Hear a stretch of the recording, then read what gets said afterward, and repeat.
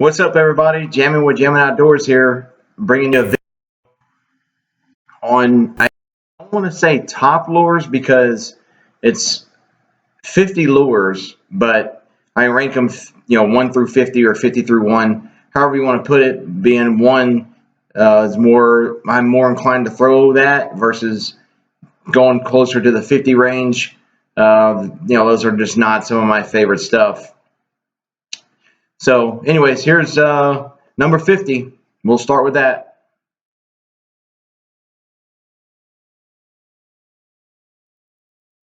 All right, number 50 on the list is the Alabama rig. A lot of you people are going to hate me for that, but hey, it catches fish, but one of my least favorite things to throw. I mean, you really got to change your whole strategy and what you're using. You're talking big, heavy swim baits all piled together on one big lure, and you've got to have the heavy pound test, 7 to 8 foot rod, something that can handle a lot of weight and a lot of throwing and reeling. It's one of those, I call it, wear you out bait. It wears you out. It's just casting and reeling, casting and reeling. I'll give it, it does catch fish. I've had people pull up next to me, start throwing that, and they'll start catching fish, and then I'll start realizing, oh, they're chasing bait fish. So I'll throw something on that mimics that, is a swim bait or a jerk bait or some other movement bait that mimics bass station shad. But number 50 is Alabama rig. Just not my go-to lure. You cringe when you get it hung up and it bends, and then if it doesn't break, you're sitting there wasting your time trying to fix it, and just not a favorite rig. And there's just so much marketing behind these things. How do you store it? Now you got to buy these these wraps that go around your rod to store it so you can put it in your rod box. There's a lot that goes into Alabama rigging, and it's just not one of my go-to lures.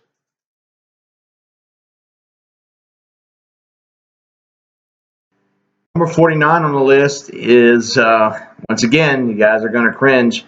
I'm usually a finesse guy, but not with this setup. Drop shot.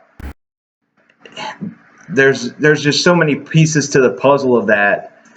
How the wind's moving, how the current's moving. Do you need a heavy weight? Do you do this drop shot weight? Does it need to be a slender weight? Does it need to be a round weight? Can you get away with a drop shot weight that is just regular lead versus can you get away with one that's tungsten? Did you tie the right knot? Do you have the right size lure on your hook to match the size of the bait fish that they're feeding on? There's just so many variables throwing a drop shot. Now, once again, it's just like the Alabama rig. I'm gonna tell you, it catches fish. It's just not my go-to finesse type. I'm a big finesse guy, but that's just not one of my fortes. I'll tie it on every now and then if it's really tough. It's a real slow presentation.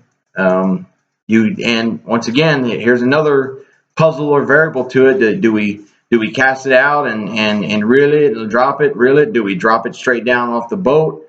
Do we vertical jig it? So it's just one of those things you really have to experiment with and have a lot of knowledge to be able to, in my opinion, and this is all my opinion and from my experience of 30-something years of fishing, drop shot just it's down there on the list for me on something that you're just gonna tie on to have some finesse in there and give the fish something different to look at.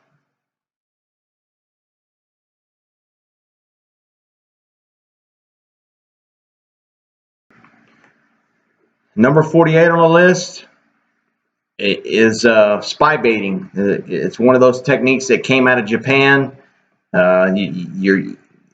It works well in clear water situations for me. I never really did well with those in murky situations. It's a clear water bait. You got props, and it's one of those finessey things. You got to get away on that spy bait with as lightest possible line you possibly can get away with, and be able to chunk it really far. So you got to have some sort of finesse technique to be able to throw this. And you know, up here, Canyon Lake, some of these other lakes here in Central Texas get pretty clear, so you can throw these 20-foot clear water in some places in Canyon Lake, and then some of these other areas down closer by where they're at by the dam. But for me, spy baiting is a technique for clear water. It's kind of hit or miss on catching fish. It's a prop bait that's not top water, so it just kind of sinks down and shimmies back and forth with those props spinning. Down there at the bottom of the list, just not something you're going to see me tie on that much.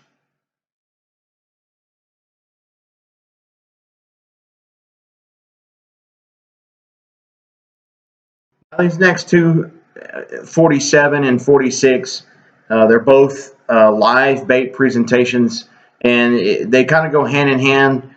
Just depends on the presentation and what you're doing. Now, you can't do this in tournament play, but if you want to catch some fish and have a fish fry, you'll go through a numerous amount of fish. These will catch bass, white perch, anything, catfish, you name it. And the first one at 47 are shiners. You go get you to 2 dozen shiners and drown some minnows. You'll go through several other fish that eat these things, but if you kind of find where the bass are at, you can really get into some good bass that the live bait will catch. And then number 46, try to do the nostalgia part of it, is where it all started was a cork and night crawler, half caught bass, throwing a cork on it with a night crawler, and worms, live worms. You'll catch other things, brim, bluegill, catfish, but those are just if you're out there wanting to just get fish for a fish fry and be able to catch fish, those are your go-to baits. They kind of have a little bit of nostalgia for me because that's where it all began, fishing with live bait as a kid. And you can really have some fun, watching a bobber or watching a cork just go under. And if you got some light tackle, you can really have some fun with it. Nostalgia from my grandpa. So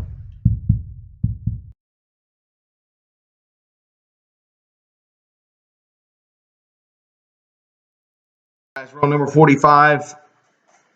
This technique will catch fish at certain times of the year if they're schooling in deep water. It's basically a spoon. The sky's the limit when it comes to spoons. They even stick a little small wire in front of the hook of a spoon and call it weedless. You have weedless spoons, jigging spoons, swimming spoons, big slabby spoons that catch you big, massive stripers on striper lakes. Times of the year when the bass are schooling, you can throw a spoon out there. I don't regularly have it on my line. That's why it's kind of at the bottom of the list. But if you notice the fish are schooling at certain depths, you can really use these things to catch a lot of fish. There's small spoons, different colors. You can go out there and catch white bass with them, stripers, hybrids, and bowfin. You get into those. Those are real fun to reel in. But spoon's really at the bottom of my list because it's just not something that I'm going to tie on and throw unless I'm in an area that I know the spoon's going to work. Anyways, one of those baits that there's so many variations out there that you can get that catch fish on certain lakes. You can have it on a down rig and use it as a separate lure as you're tying on as you're fishing other things to try and attract a fish.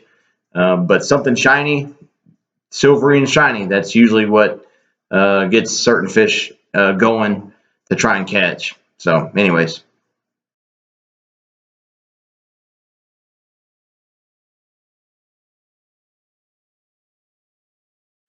All right, number 44 on the list is a tail spinner. I like throwing these on light stuff in like ponds and small tail spinners, nothing big.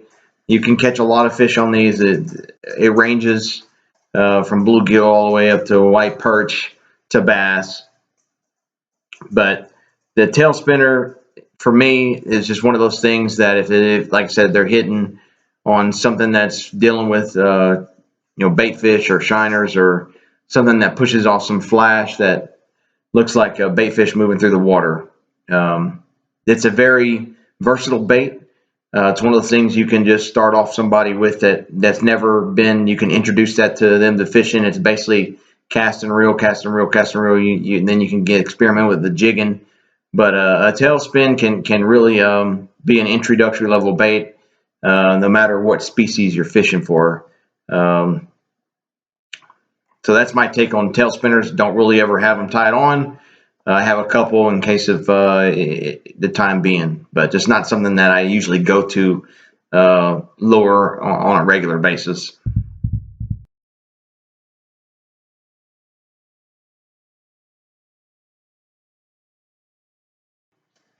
This next one at 43, you kind of have a love-hate relationship with, and it's a swim bait. And there's so many variations of swim baits out there: paddle tail, straight tail, curly tail. Um, you have jointed tails. One of the jointed tails I fish with, I'll talk about it later, but it's called a little fishy. It's one of my favorite swim baits to fish with if they're chasing shad along the banks. But swim baits, they catch fish. It's my other alternative to Alabama rigging. If you're not wanting to spend, take out a loan to get a lure on a line, then you use a swim bait. It does just as good to me as any other Alabama rig that's thrown out there. It's just one single swim bait, a little bit more on the budget end as far as catching fish on that. But you typically don't have one tied on unless they're chasing shad, and you can really catch some pretty big fish if you have a nice size swim bait. And they range, like I said, you've got hollow swim baits, you got swim baits that are full worm, you got swim baits that are plastic. They range from all jointed, all kinds of swim baits you can throw out there. And if you get the right color and the right size, sky's the limit on how many fish you can catch on swim baits.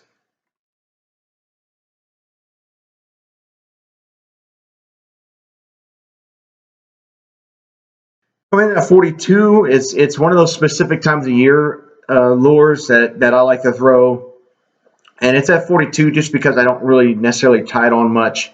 But if you have fish that are out that you catch in in a boat, and I've had this where they're spitting baby snakes up in your boat or in your live well. There's baby snakes that they've either digested or spit up.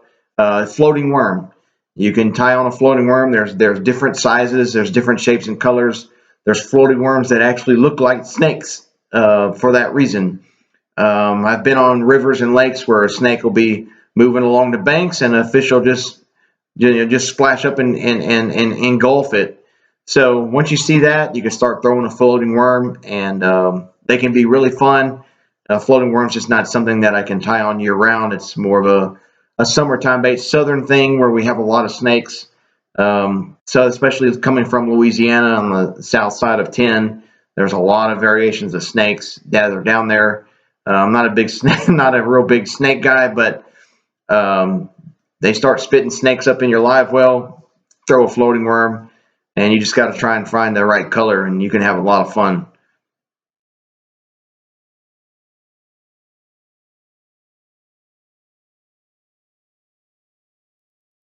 Coming in at 41 is another versatile bait. It's another introductory level bait that you can give to somebody that they can learn to throw as a rooster tail. Another one of those baits that you can work the water column in sparingly. They catch everything from bowfin all the way to bass to Opelousas cat that are chasing shad, white perch, stripers, hybrids, you name it. And it's a good pond lure because it's small and it represents small bait fish that live in ponds. Also, up here where I'm at in the Guadalupe River coming out of Canyon Lake, they stock it with trout, and people throw those rooster tails on those trout and swear to them. So, but another great entry level lure. I have a couple. I'll throw them out there when bass are chasing shad, and the shad are really small. Say like in bass strip, you can reel in a fish, and um, the size of the minnows are that they're spitting up and bait fish in the boat are no bigger than your pinky your pinky finger or so, or pinky finger nail, and those can really shine in an area like that or a reservoir like that where they're chasing smaller bait fish.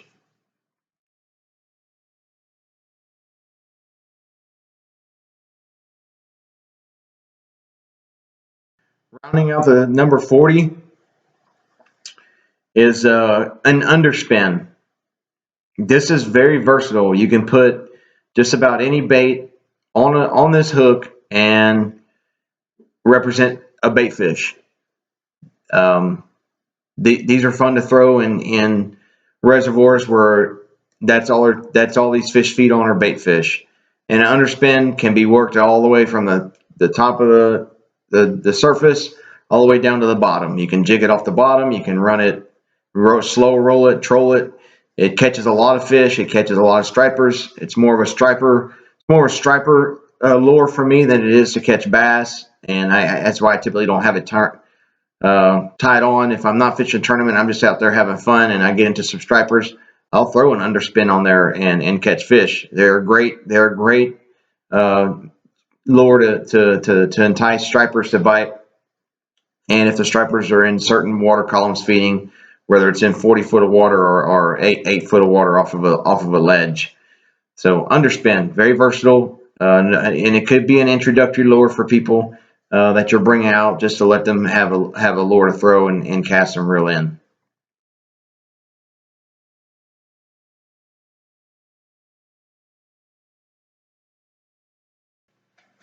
All right, so coming in at 39, we're starting to get into lures that I've had some success on and I like to tie or throw in certain conditions, and then I kind of have a little bit of fun with. The first one's the free rig, and I prefer the free rig over the drop shot just because the free rig is not as finessing. It's not as puzzly, like let's figure this out if I need to start covering some water. Basically, the free rig, it's just a hook, and then you have a kind of a drop shot weight, but the drop shot weight just has a metal loop, a metal hole at the top that you run the line through, and that weight just freely moves up and down the line as you cast it out. And what happens is that weight moves down the line as you pop it, sits there, and then whatever you're fishing with just slowly falls, and then it finally makes its way down to the weight. Pop it again, and it looks like a dying bait fish or dying whatever that swims through the water column. It's fairly new to me. I have caught fish on it. It's a fairly new rig to me, but I've had some success with it, and it's very enjoyable to fish with. To me, more than a drop shot. It kind of replaces the drop shot for me because you can tie it on with braid. You can tie it on with heavy braid, heavy fluorocarbon, or if you're a monofilament guy, you can use it with that too. But that's one of my early go-to things. Coming in at 39, most of these are going to be things that you're going to hear a lot of positivity about. Not much negative, because these are things that I'm probably going to be trying to throw or trying out in certain conditions in certain waters. A lot of times year round, and sometimes it might be summertime specific or wintertime specific. But the free rig, it's one of those rigs that it can be introduced to somebody as an introductory way to fish, and it gives the fish something else different to look at.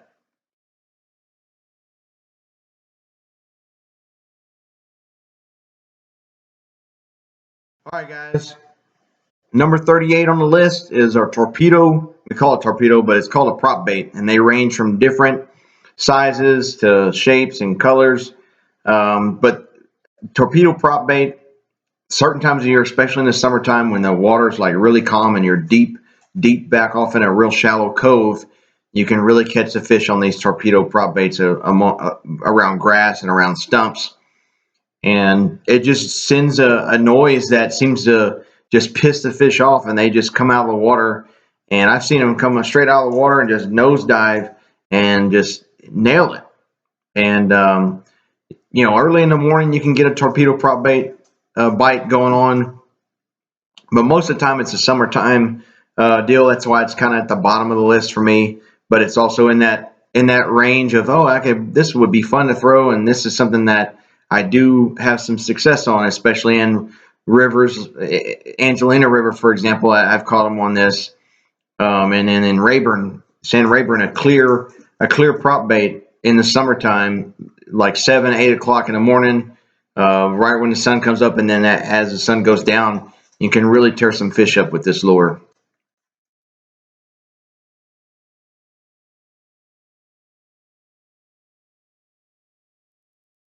Number 37 is a grub. Now, there's a lot of different styles of grubs, but I'm just talking about the grub with the curled tail on it. Very small, very versatile. It's one of those lures when you have a hard time catching the bedding bass on the jigs and the worms. You can throw this grub on there and just let it sit on that bed, and it just, for some reason or another, it drives the fish nuts, and they hit it out of spite. Now, I have had as some sort of nostalgia for me. I'll tell you a story on a grub. Me and my dad were camping, and there was a tournament fisherman that was there doing the same thing, and he brought me over there. I was probably, I don't know, 8 or 9 years old, and he showed me where this fish was at, and he tied on this grub, and he casted it onto the bed, put the rod in my hands, and said, "Don't move it."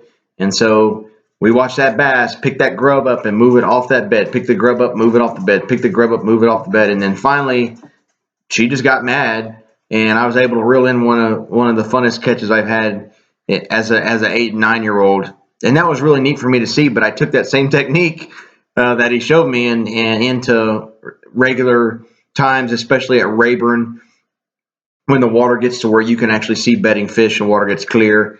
You can see bedding fish here on Canyon Lake and in other reservoirs that are clear. You can really have some fun with watching those fish nail that grub that's on that bed.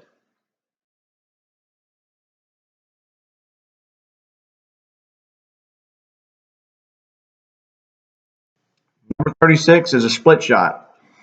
Uh, this is usually if I'm fishing a finesse worm or a wacky worm or a trick worm or something that I'm don't want it to sink too far really fast. I want it to stay either closer to the surface or a few feet into the water column. I'll throw that split shot on there, and it's more of a finesse type mentality as I am. I like the finesse fish, but I will pick that split shot up if I feel like the fish are just not hitting a surface, but they're also kind of not feeding off the bottom. So they're looking kind of in that suspended area, and I'll throw that split shot on that finesse worm or that zoom trick worm. And sometimes on an ultravive speed crawl, I'll put it on that too, and that's really fun. But that's kind of my go to finesse weight when I'm fishing a trick worm.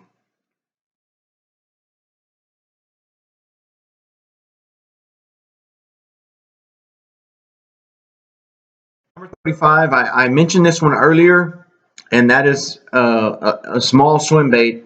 They range from sizes to an inch, inch and 3/4, 2 inches. They're called little fishies, LIL, and then fishies. They're one of my favorite swim baits to throw in schooling fish. You get those big Kentuckies, spotted bass, whatever you want to call them, and they'll school up, and you can throw those little fishies right in the middle of them, and they'll just tear it apart, tear it to shreds. It is a lighter, excuse me, it is a lighter lure. It's more of a finessey deal, so you probably won't be using 20-pound tests and trying to fling it out there with your 7-foot heavy action rod. It's going to be something on a spin cast or something finessey on some light line. But you can really throw it out there, and that's another one of those work it through the water column lures. That little, it's a kind of it's a jointed swim bait, and so you can work it at the top of the water column, and you can kind of see it flutter at the top of the surface, or you can lower it and fish it. Very versatile, very fun lure to fish with. It's just not something that I tie on consistently unless I know that they're chasing, shad, and those little fishies can really represent bait fish really well.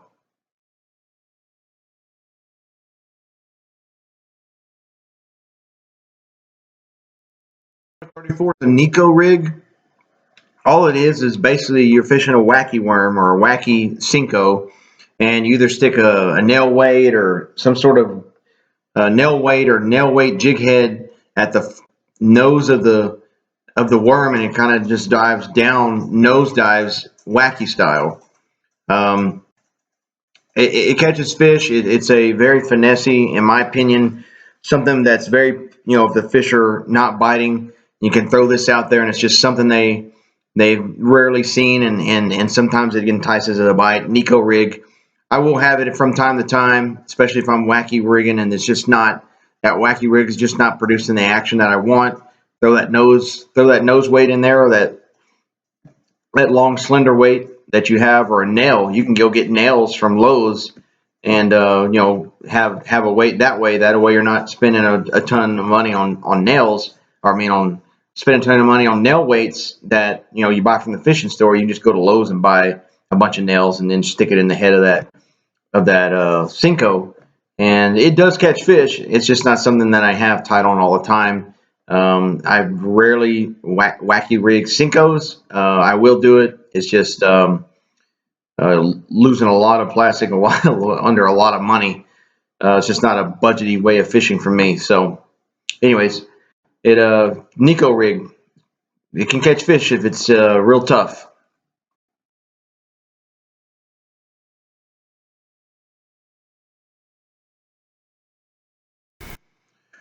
Number 33 is technique specific, deep diving crankbait. If you're fishing pretty deep, a DD22 or something like that, and you're spotting fish on your graph that are in deep water, those deep diving crankbaits can be a lot of fun. I do have them. Um, Times of the year that you have to go and fish in those type of conditions out in deep water.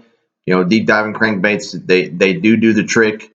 It's another one of those deals. I feel like you have to spend a lot of money for a lot of work. It's one of those wear you out lures, and just like the Alabama rig, you're chunking and reeling this big lure, and it's diving deep down there. And then once you get that thing hung up, you're you're sitting there, messing around with that.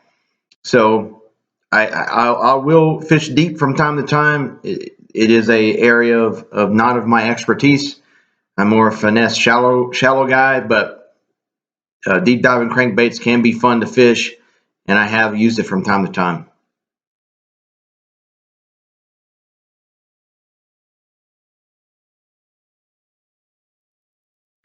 Number 32 is another one of those live bait things, and this is something I don't use I wouldn't recommend trying to do in tournaments. But if you're out there trying to catch fish for a fish fry, I've used live crawfish. And why would I do that? You take a fish, get a keeper, throw it in the live well, and just see what they spit up. And sometimes they'll spit up the live crawfish; it'll still be alive, and that's what they'll be chasing. So I'll take that live crawfish, throw it on a jig head, throw it out there, and catch a decent sized fish on something like that. So crawfish can be fun to fish. You could fish it. Most of the time, I fish it on a sinker. I mean, a weighted jig head, and just throw it out there like I'm fishing, in salt water with shrimp on a jig head. Popping cork, you can put them underneath there. But live crawfish can be a really fun, bait to use when bass are eating crawfish, and it's really fun. The versatility of it on how you can fish it, and it's real simple. It's something you can introduce to the people who are new to fishing.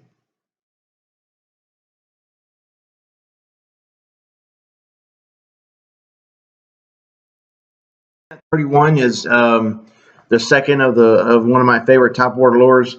It's called a spook or a super spook junior, whatever you want to call it, and it's one of those walk the dog type lures. And for some reason or another, the fish just get mad at it, and it becomes a fish catching machine. Sometimes in the summertime and on the edge of grass and some of the holes of the grass, it can really catch some fish. And it's just that I think that knocking noise just pisses them off, and they just hit it. I've had fish jump out of the water and just nosedive it like they do that torpedo, and It is a wear you out bait. I call it a wear you out bait because you're casting and jerking and reeling, casting, jerking, reeling, and you're twitching the spook to make that walk the dog action.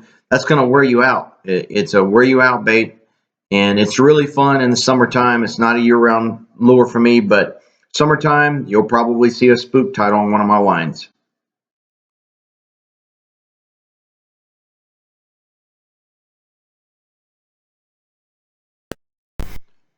And rounding off number 30 on the list is another finesse type mentality. It's called a shaky head.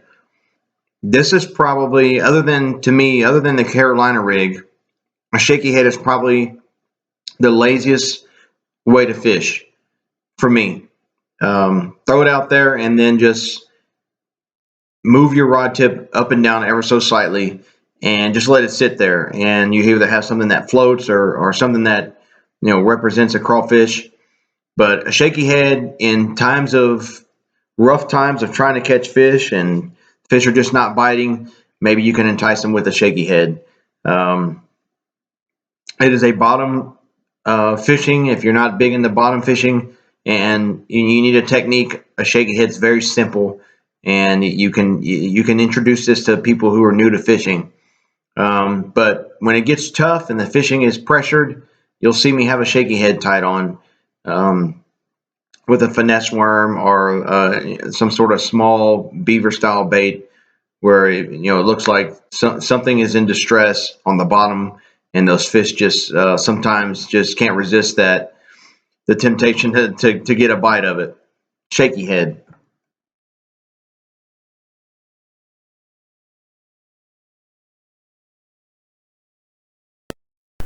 Number 29 is another one of those uh, lures coming out of Japan. Of course, it's called the Tokyo rig. And it's kind of hard to explain. It's just a hook, and you have a wire running through the eye of the hook. And on that wire, you have your bullet weights, and at the bottom of the wire, you bend it up. So now you have this setup where there's a hook, your bullet weights, and your soft plastic tied to that hook, and obviously your line going the other way. And it kind of acts like a presentation of a small drop shot.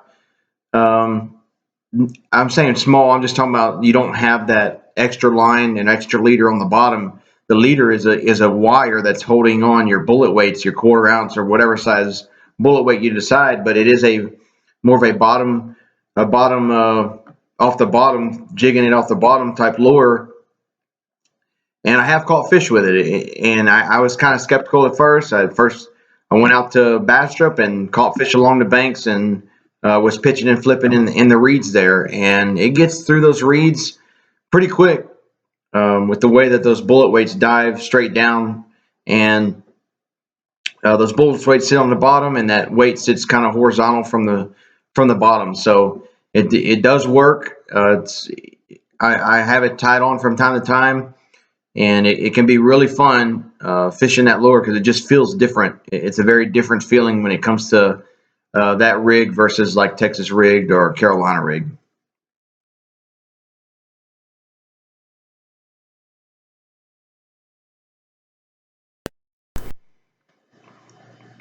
28 is a finesse worm. I don't know how many times I've caught so many fish on finesse worms. Just different styles, different colors. Um, Most of the time it's a Zoom finesse worm. There's several other companies that make finesse worms, but it is so versatile. You can put it on just about anything. It's small, and if the bite is tough, the bite's tough. You can throw on a finesse worm. You can Texas rig it with a split shot. You can wacky rig it.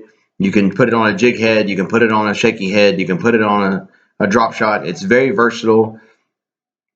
It is you can cut it and put it on a trailer for your spinner. You can put it on a trailer as your jig.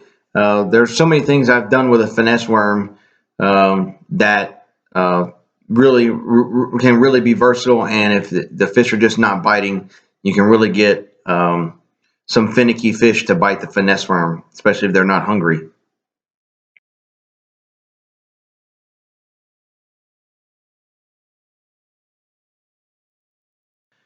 27 kind of has some nostalgia for me. somebody once said, Brian, he goes out there and he can catch a fish on a rat. And I was like, a rat? So I went to a local tackle shop and bought this cheap rat from, I think it was at Walmart. And it was a black rat, just had a couple of hooks in it and a tail. It was like a hollow frog, but looked like a rat. And I ended up going out there and catching a lot of fish. And I was like, oh man. So summertime, you can really have some fun with a rat. If they're not biting a frog, if they're not chasing the frog, try throwing on a rat just to give them something different to look at.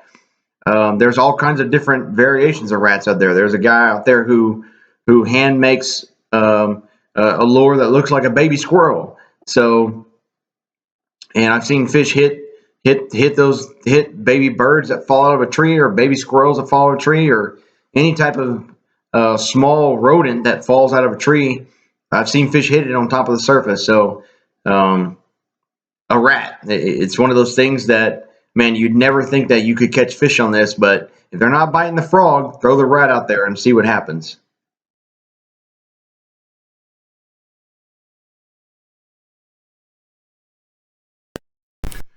Number 26, and this rig's fairly new to me. I have caught fish on it, and it is fun to fish. I just haven't had enough experience with it, but I do enjoy it. It's called the Ozark rig, and it's probably eventually going to replace Texas rigging for me. It's just hard to replace that good old quarter ounce or 3/4 ounce or whatever size weight you use on Texas rig to fish. But Ozark rig is basically a hook with a weight that runs all the way down the shank of the hook, and the bait more or less glides more than just drops straight down. It kind of glides down based off because of the way the weight is on that hook. And it can get more expensive because the hooks cost a little bit more. Instead of just buying a box of bullet weights and a box of hooks for fairly cheap, you're buying this all-in-one package on this Ozark rig. And you can, what I like about it is it's very versatile, and it makes your, say, like a green old monster or a U-tail, a zoom U-tail, or a zoom or a culprit. It makes that do a different action. It doesn't just drop up and straight down, and more glides around as it falls down with its ribbon tail. So yeah, Ozark rig. Give it a shot. You might like it in place of fishing a Texas rig.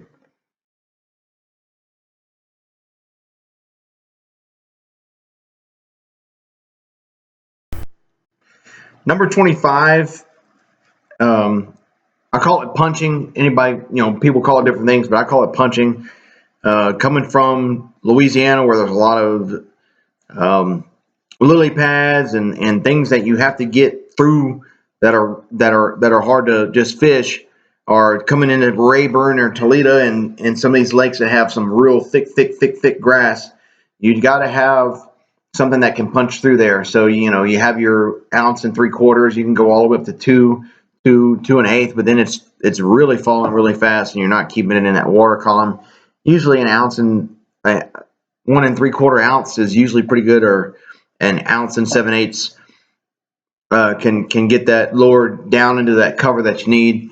It's one of those times of the year that you just got to have it on if you're fishing some heavy mats. But punching can be really fun.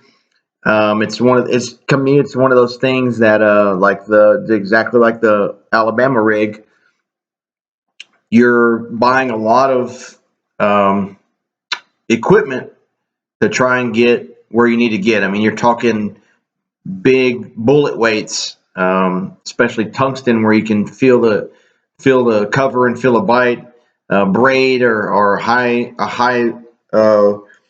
pound test of fluorocarbon. Mostly the time you're going to be using braid, and you have to have the heavy rod and things like that, and the flipping rod to flip it into the cover, and the fast action reel to be able to get those fish out of that cover, fast before they could dive down and get you stuck. But punching can be a very fun time. It does require a little bit of advanced techniques of the pitching and flipping and all that stuff. So but it can be fun. It is a fun way to catch fish.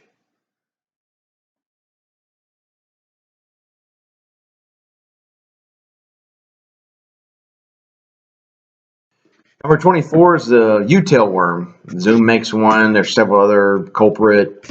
Um, there's several other companies that make them out there, but most of the time I'm buying Zoom U-tails, and they work really well whenever you're trying to work a worm through grass, and that's where I find them to be most effective. Different colors. Most of the time it's something that's red or red shad or watermelon red, things like that that I've caught on U-tails. And you can just basically Texas rig it. Another fun way you can do it is Texas rig it with no weight and just let it sink a little bit and then run it through the water column and then bring it all the way back to the top, let it sink, run through the water column. You can catch a lot of fish doing that. And it all depends on where you're at and what the conditions are for these U-tails. If the fish are chasing, eating worms or eating something that's going to be a lot easier to digest, especially in the summertime or wintertime when they're a little bit more lethargic.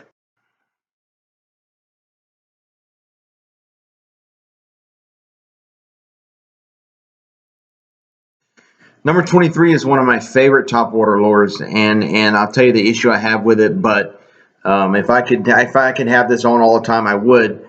It's called the jitterbug, and it's basically just an oval shaped bug with treble hooks on it, and it has a metal lip on it. And the problem I have with this lure is that metal lip eventually bends and breaks from time to time, and it just doesn't run right without that. And if that jitterbug's not running right, then it's a lost cause. And the whole concept of that jitterbug is based off of that lip. And I don't know. I've just had a lot of success with them when the fish are biting topwater. Now you know it's got treble hooks on it. It's not something you can just run through grass. It's got to be run next to treetops or tree stumps, things of that nature, edge of grass. You're gonna haul in a wad of grass or whatever. You're gonna get hung up on the slime. Anyways, it is a really fun lure. But once you bend those, once that metal plate and that nose that lets it get that wobble action breaks or bends, then you're going to lose the action of that, and it's just not going to be that successful. So that's why it's so down on the bottom of my list, even though I love fishing a jitterbug.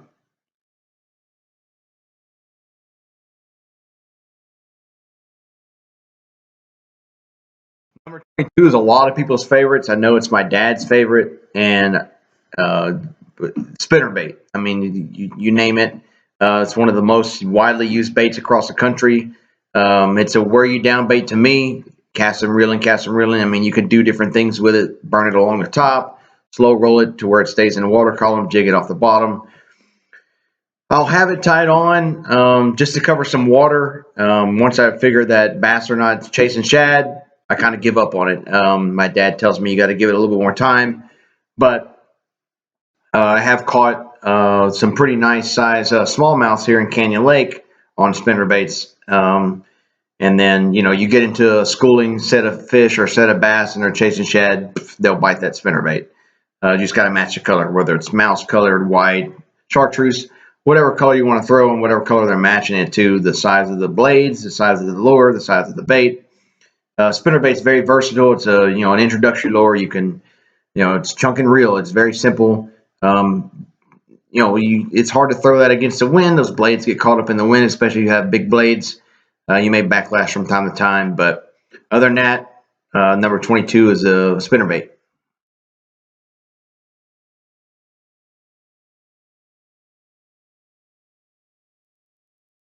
Number 21 is kind of in that spinnerbait category, but it's the top order version, the buzzbait. Being from Louisiana, we had summertime lily pads. You can run that black buzzbait across the top of the lily pads and just have a really fun time. Or you can run it through grass. You can run it through next to logs and cypress knees and really have a great time with a buzzbait. There's something about that lure that drives the fish crazy. Black buzzbait, I've always had success on, mouse colored, white, but a black buzzbait, man, you can really tear some fish up if the conditions are right for that lure.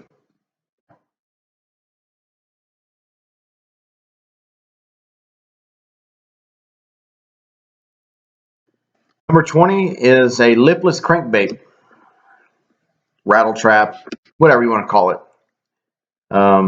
Had some real success on red rattle traps or crawfish color rattle traps, and then the shinier ones, the ones that just have basic a silver shine to them. It's one of those wear you out baits. Again, you cast it as far as you can. You can chunk those rattle traps and cover a lot of water. Casting and reeling that thing all day will wear you out. And it's very versatile. You can rip it through grass, jig it up and down, just straight run it, and it catches fish. It makes a lot of noise, makes a lot of rattling. They do have silent lipless crankbaits, but um, I don't see why that would defeat the purpose. But they do have them. They make more of a vibrating noise than they do rattle noise. So lipless crankbait at 20, it's one of those, another one of those baits like the spinnerbait that's nationally wide used. It's known throughout the nation as something that catches fish.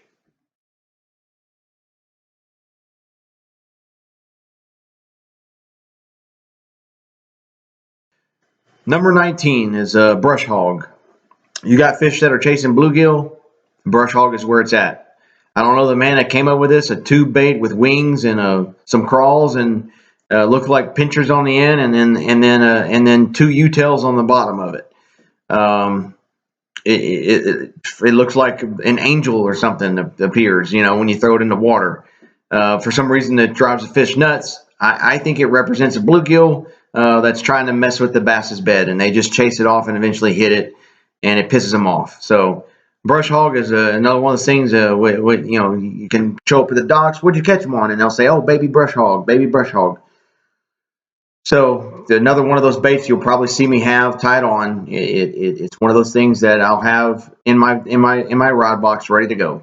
It is a very versatile bait, and it's when the fish are spawning and the they're chasing bluegill, you can really tear some fish up on a baby brush hog.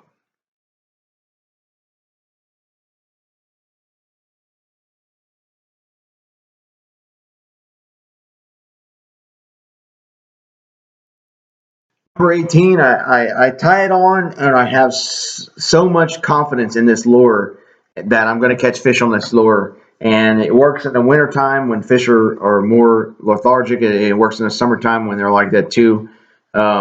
Is a Carolina rig. You put a nice size weight at the top and just let that lure hit the bottom, and then you just drag it. It is the laziest man's fishing I've ever seen, other than a shaky head. Carolina rig, throw it out, lay it at the bottom, drag it, and pop it every now and then. But you can teach anybody to fish this way. It's one of those things where I really don't like to fish with leaders and have to make these leaders. They do make these pre-made Carolina rigs, but versatile. You can drag it through grass, rocks, docks. You can fish it just about anywhere that there's fish, and you'll catch it on Carolina rig. The problem is you're dragging on the bottom, so you're going to go through probably some Opelousas cats, some channel cats, things that are going to hit stuff dragging along the bottom. And it is very lazy man's fishing. You can really introduce this to people and not really have a problem.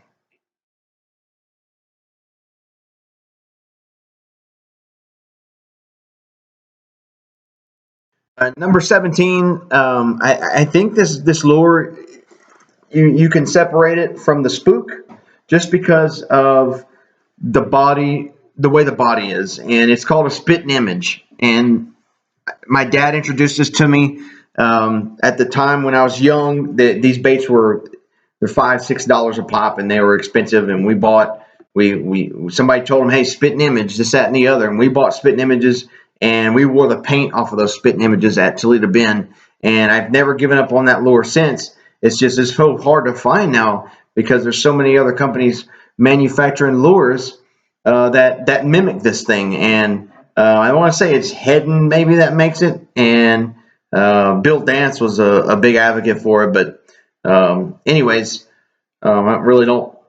Those shows are fun to watch, but you kind of really want to develop your own concept of fishing.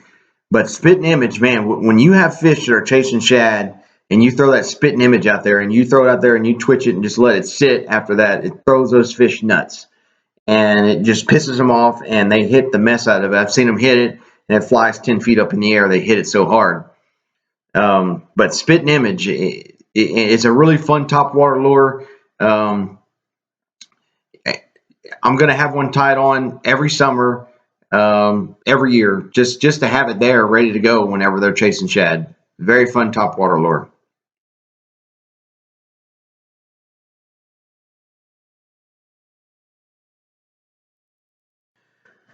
Number 16 is one of my favorite clear water lures to fish. Finicky fish, and it's a jerk bait. They make a very different combinations out there. Some that just sit there, some that you have to jerk around, some that work throughout the water column. You can actually use a Carolina rig on a jerk bait. I've seen that happen because the jerk bait floats off the bottom, and you can work it that way. Very versatile bait. I've caught a lot of fish on a jerk bait. I've used the lightest presentation I can get away with. I do not want heavy line sinking my jerk bait. I want my jerk bait to work down itself and let it float. And there was a time that you could buy these little lead stickers and you can get that jerk bait to sink a little slower or sink even further down than what the actual lip will allow it to sink. And I will tell you, it's one of those wear you out baits. It's going to wear you down, throwing it out there and jerking it around. But fish are finicky and they see that jerk bait. It looks like a dying minnow, and it's some reason it just entices them to bite. So once you match that color, throw on that jerk bait and try to find where the fish are at. Most of the time, it's a suspended fish lure. You know, when the fish are suspended and they're just kind of finicky. But I have caught a lot of fish on a jerk bait.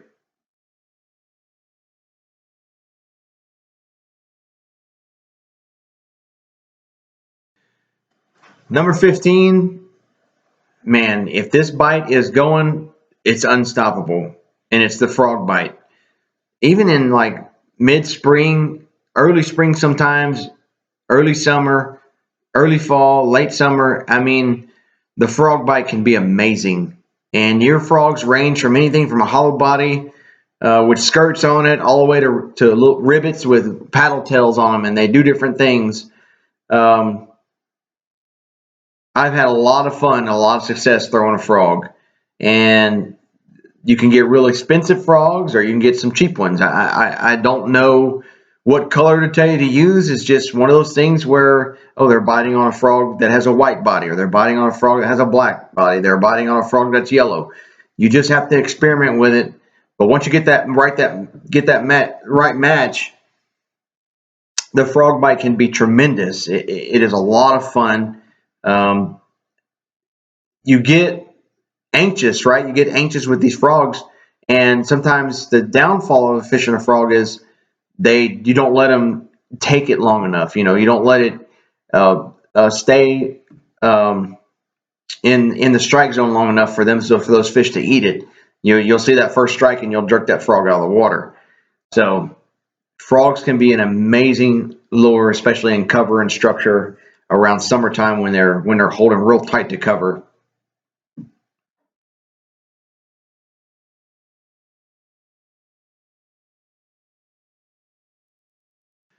Number 14 is a shallow running crankbait. Man, I don't. You can get into the back of some creeks and run these shallow water crankbaits, especially like a baby bass color that has the orange eyes and that green stripe down the side. It's just something about a shallow running crankbait when the fish are chasing that entices them to bite. Very versatile lure. I've never really fished it out in open water. I've always fished it next to cover and structure. You can fish it real shallow where the fish are in there bedding or schooling, chasing or feeding, and they don't want something that's big. They'll chase the smaller lures, and that shallow running crankbait does the trick. It's just a certain wobble that it has that entices those fish to bite. I've caught a lot of fish on shallow running crankbaits, and they can be a lot of fun, but it's one of those lures that wears you down, cast a reel. So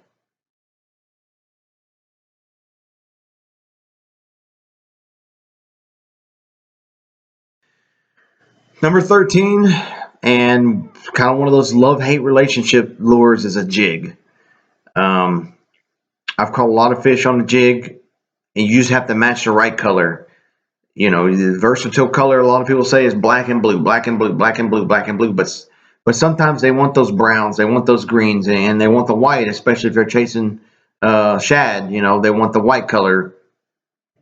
But I've caught some of my best fish, best stringer of fish on a jig, and in a lake that was highly pressured. And for some reason or another, I had a football jig and caught a lot of fish. And I will have a jig tied on every trip. I will have a jig. It is the year-round versatile bait. All year you can throw this lure. You can throw this lure every year, all year, every month, and the fish will be around. It all depends on where they're at and what your technique is, whether it's a football jig, swim jig, finesse jig, or any other creative style jigs. Those are just some of the more popular ones. But a jig, it is definitely, if you can master that technique, it's something that you can really, really, really catch fish on. That works really well.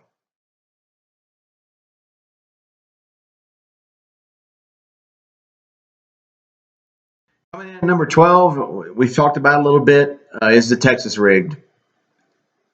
Nationally known, worldwide known. Texas rig is something that a lot of people use, especially fishing in cover structure, weedless, logs, lily pads, you name it. Texas rig is going to get you through there because it's just a weedless presentation. And whatever man came up with that is amazing. It's an amazing way to fish. You can fish Texas rig open water. It's very versatile. You can fish it in the water column. And it ranges from any soft plastic can really be Texas rig. Worms, frogs, the crawls, bait fish, you name it. There's everything out there that can be Texas rigged. Sinkos, and Texas rigged is just one of those things, universal. You have it tied on. It's on a rod in your boat somewhere. It's a year-round fishing thing, just like the jig. Always on there, always around.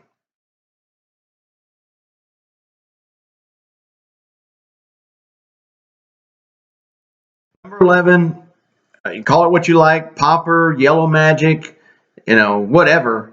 I've caught a lot of fish, and what's crazy is I've bought the yellow magics when they first come out. They were amazing. For some reason or another, they just catch more better. They catch more fish better than the Rebel Pop are. You're talking a 1-to-4 ratio. For every 4 fish I caught with a yellow magic, I caught 1 fish with a Rebel Popper. Something about the rattles in it, I don't know. The only problem with the yellow magic is the hooks. You have to buy better hooks because these hooks bend like crazy because they're just not barely made hooks. But I've always had really good success with a popper, especially in river channels, creek channels that come off lakes, and you can really get back up in there and catch some fish on a popper.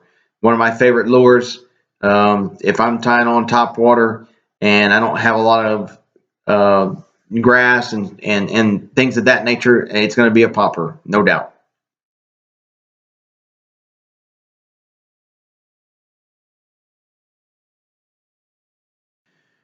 Coming in at number 10, and here we are rounding up the top 10, and these are probably lures that I have on all the time. These are always going to be around.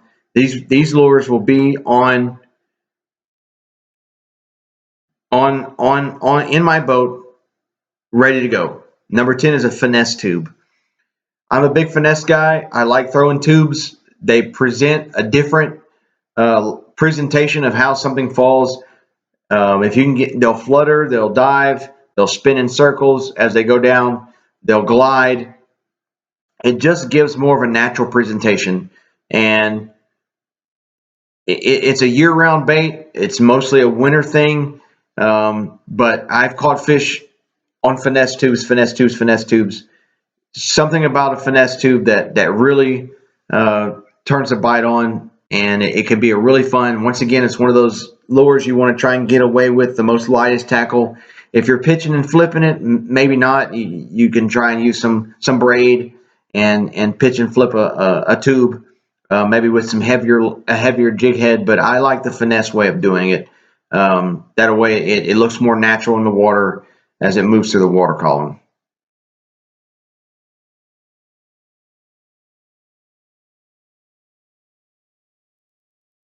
Number 9, one of my favorite creature baits is a lizard, no doubt. The funnest part of throwing a lizard is you can throw it out there without any weight and just let it naturally do its thing. And then you can twitch it, reel it really real slow. Something about a lizard that just drives a fish crazy. Somebody told me that these underwater salamanders can take the eggs of the bass, so it's a great lure to use for bedding bass, for bass that are spawning. You show up to Academy and they have an end cap of lizards during the springtime, and so it's a great lure to use for bedding bass. It's very versatile. You fish it off the bottom, you can fish in the water column, and you can run it on the top like a topwater lizard crawling across the top, as if like you look underneath a tree or something, make it look like it fall out of the tree.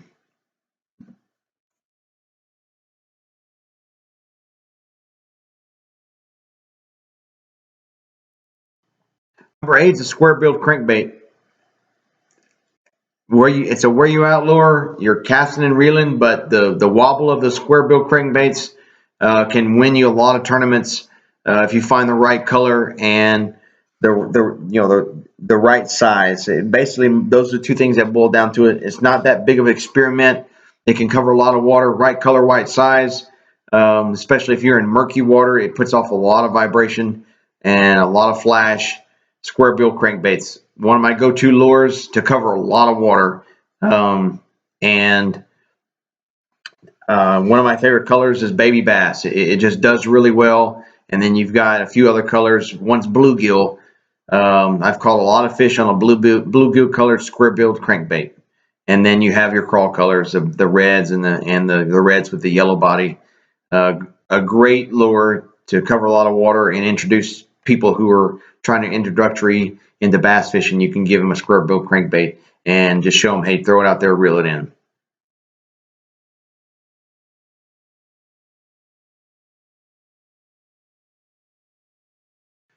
Number 7 is a chatterbait, and I really don't know why this one is not further up on my list, closer to the number 1 ranking. But chatterbait it's my replacement to the spinnerbait. It just does something different than what a spinnerbait does. It is a bladed jig. It puts off different flash, different style of fishing, and it's very versatile, just like the spinnerbait. But for some reason or another, I just do better with the chatterbait. There's several ones out there. You can spend all this money on some of the more expensive ones, and then you've got several that Strike King make. The actual company called Chatterbait, Z-Man makes them. Anyways, the sky's the limit when it comes to chatterbaits, but you can put different trailers on them. You can put swim baits, you can put crawls on them, you can put beaver style baits on them, and they're a very versatile bait that you can use in just about any time of the year. And I've had a lot of success on chatterbait. I caught one of my biggest fish in one of the tournaments I won on a chatterbait.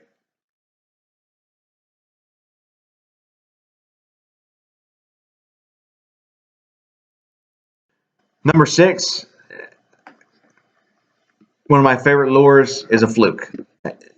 And there's different ways to rig it. You can Texas rig it. You can donkey rig it with the two coming off of one line. You have an extra one coming off of one line that has a shorter line, and as you twitch them around, it looks like two bait fish darting around.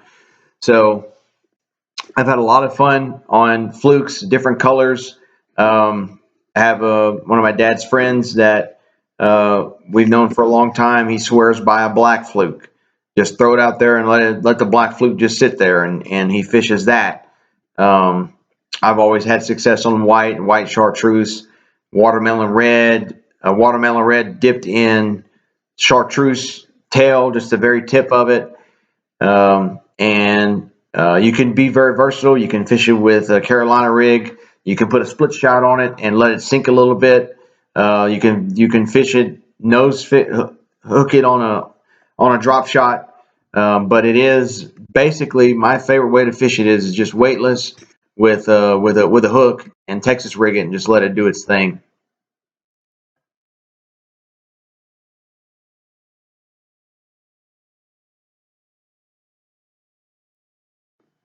Coming in number five, and these top five can be interchanged as number one, two, three, four. These are some of my favorite lures that I've had a lot of success with, and hands down, either one of these can be interchanged with either one. And I still don't understand how I rank why the chatterbait's not up there. But anyways, number five is called an ultravive speed crawl.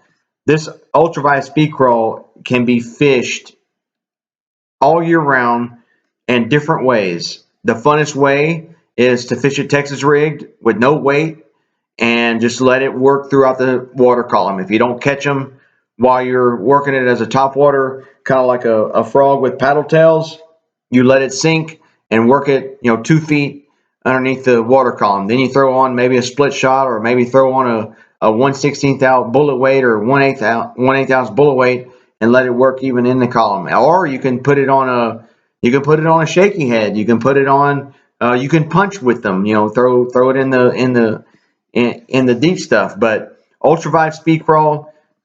Somebody introduced it to me when I used to live in Louisiana, and they are a very versatile lure. They look like a crawfish all the way up to a frog running through the water, and they can be really fun all times of the year. You just got to figure out how to fish it and what color to use, and that's it.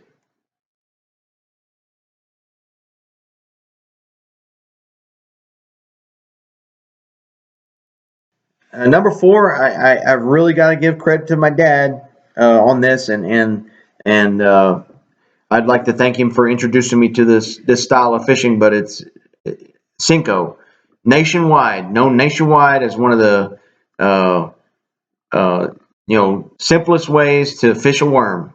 Throw it out there and just let it sit and don't move it and let the Cinco do its thing. But you can get real versatile with a Cinco, Carolina rig, Texas rig.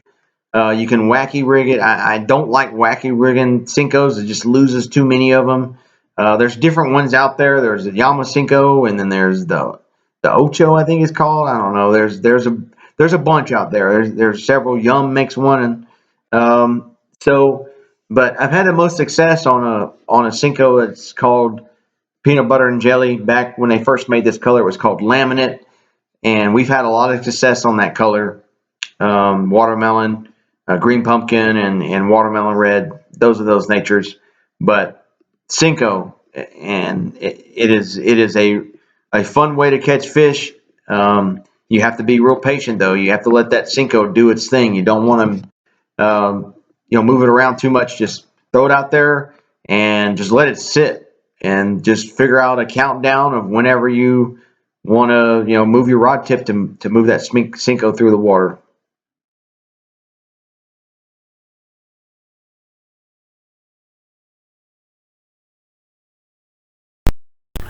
Well, for these top three, my dog Rocky here decided to join in.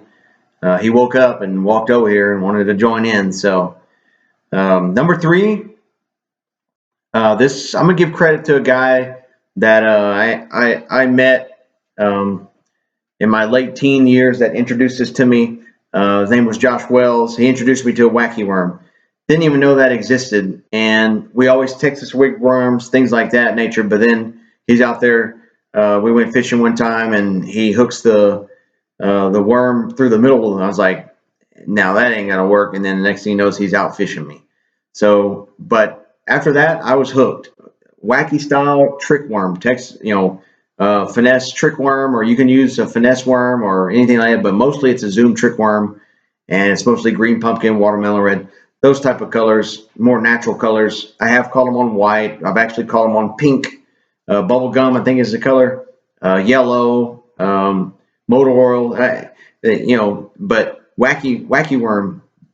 I mean, one of my favorite go-to ways of fishing, and there's different style hooks you can use. I use some that have weights built into the head, and it has little weedless um, has little weedless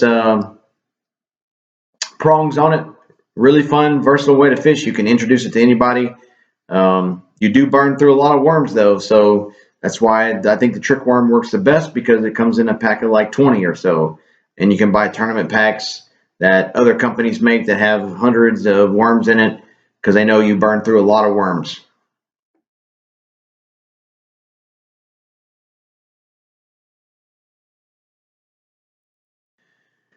Number two, lure called a sweet beaver or beaver style bait. I was introduced to it when I lived in Smith County. I was probably 21, 22 years old, and it was a company called Reaction Innovations, and they made a color called Mossy Mud. And somebody threw a pack at me and said, "Hey man, these work really well in Lake Tyler, blah blah blah." And I was like, "Sure, I'll give them a try." And man, was I hooked on a beaver style bait. It's just one of those things that seem to be different, throwing something different. And they quit making that mossy mud color. I've tried to imitate it as best I could. I've gotten custom pours for it, but beaver style baits, for some reason or another, catch fish. You can use them as a trailer on your jigs. You can use them as a trailer on your chatterbaits also. But one of my favorite ways to fish is to pitch and flip a beaver style around logs, excuse me, and in grass. Great way of fishing. Um, and you can pitch and flip into cover structure, and those fish are just something different for them to see.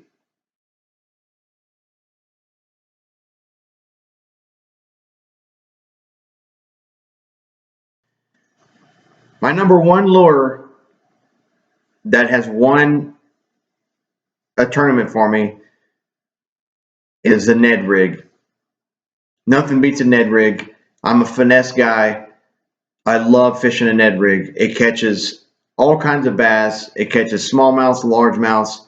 I've caught a catfish from time to time, but I love fishing a Ned rig. I don't know why. It's something about the setup.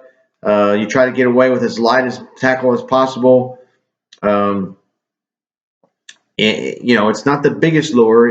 I use the Z-Man TRD Special, and all it is a little small Cinco on a jig head that floats. It sits on the bottom and it floats that Ned rig up, that small Cinco that you're using upward, so it looks like something standing off the bottom, and it just catches fish, and you ain't got to do nothing. You throw it out there, let it sit, and whatever water movement, whatever current you have is gonna do the work for you. It's kind of similar to a shaky head, except the hook is exposed on this. For me, I've always had, there are Ned rig hooks out there that allow you to Texas rig with it, but for me, the Ned rig is the go-to lure, especially when the fish is pressured, the water's crystal clear. The Ned rig will catch some fish. I have loved fishing this.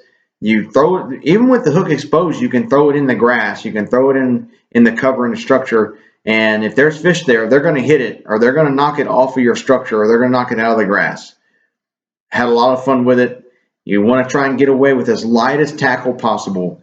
I find that I do really well with 8-pound test and a 1/16 ounce hook, 1/16 ounce weight and hook, and you throw that TRD Special that Z-Man makes and in green pumpkin, and it is just on like Donkey Kong. Anyways, that number one and my favorite lure to fish is the Ned rig. So there you have it, guys. I know it wasn't much. It kind of gives you a breakdown, an idea of I've been fishing for 30 something years now, and a breakdown of things that I like to fish. There's lures out there that I've tried. There's things out there that people give me. Stuff on TV, banjo, minnow, helicopter lure, those things out there, just not for me. So I try to go with what I catch fish with. I try to be repetitive and kind of go to my go-to thing. A lot of us have go-to lures, and we know they work. So that's it for me. And me and Rocky are going to say thank you for watching. This is Jammin' with Jammin' Outdoors, and have a nice day on the water.